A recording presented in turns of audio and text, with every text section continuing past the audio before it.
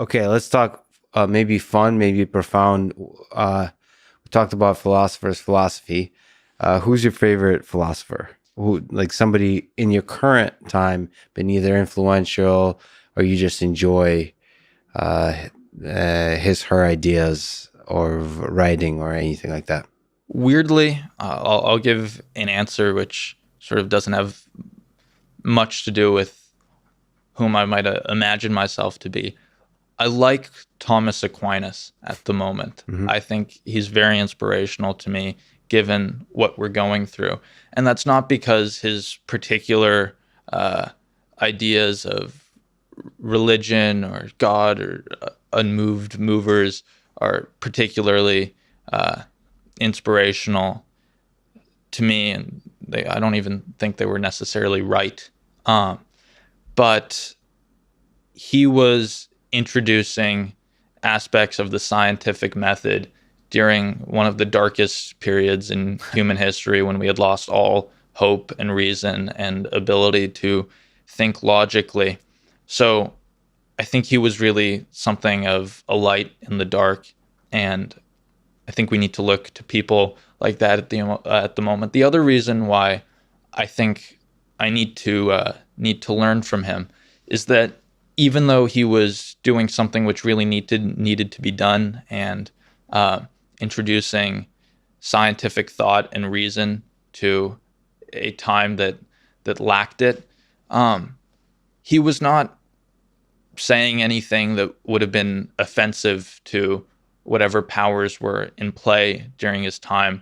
He was writing about, the importance of faith in God and how we could prove it. And so it's important to remember, I suppose, that having ideas that shape the world and which bring the world closer to what we can prove it's supposed to be and how it's supposed to work does not always take some sort of grand contradiction of whatever's in play. And the most courageous thing to do may not always be the most helpful thing to do. And I think it's very easy for anyone with ideas about how everything is broken to become very cynical and say, "Oh, the system, man, they're all wrong." Yeah.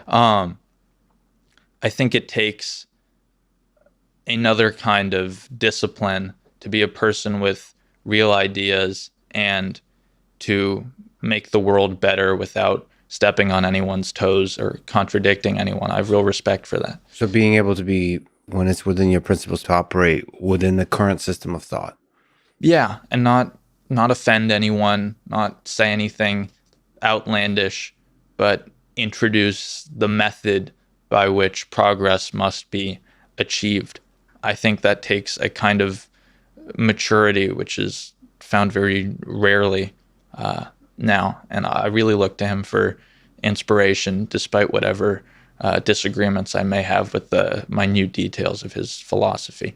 Yeah, it takes a lot of skill, a lot of character, and deep thinking to be able to operate within the system when needed, and having the fortitude and just the boldness to step outside and to burn the system down when needed, but rarely, and opportune moments that would actually have impact. I mean, it's ultimately about impact within the society that you live in, not just making a statement that has no impact. Yeah. And we were talking about how dangerous it is to do real philosophy at dangerous, broken times. He was going through the most broken time in history, and he questioned the methods which made a broken system able to survive. And he was so skilled and so graceful that he became a saint in that tradition.